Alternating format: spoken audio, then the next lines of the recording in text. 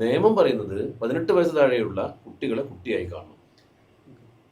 Okay, അതിന് അവർക്ക് ഡീവിയൻ behaviour ഉണ്ടായാൽ എന്ത് ചെയ്യാൻ പറ്റുമെന്നുള്ളതാണ് ഒരു ചർച്ച. കുറ്റമായി അവരുടെ കുറ്റം, കുട്ടികൾ ചെയ്ത കുറ്റം അത് ആ രീതിയിൽ തന്നെ കാണുകയും അതിന് റോൾ മോഡലായത് കോഴിക്കോട് തന്നെയാണ്.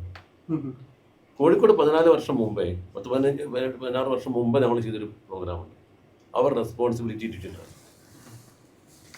ആ പ്രോജക്റ്റിൽ 48ഓളം കുട്ടികളെ ഞങ്ങൾ കണ്ടെത്തി.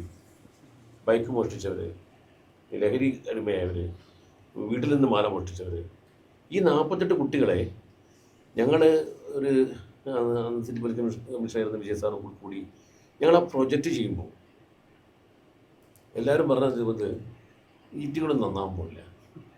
കോഴിക്കോടൻ ഭാഷയിൽ ഇവരൊന്നും നന്നാവാൻ പോകില്ല എന്നല്ല, ഈറ്റികളും നന്നാവാൻ പോകില്ല, പിന്നെ എന്തിനായി പരിപാടിക്ക് പോകണമെന്ന് ചോദിച്ച ആൾക്കാരുണ്ടായിരുന്നു. ഈവൻ ഞങ്ങളുടെ കൂടെ പോലീസ് ഓഫീസേഴ്സ് തന്നെ ചോദിച്ചിട്ടായിരുന്നു നിങ്ങൾക്ക് വേറെ പണിയൊന്നുമില്ല.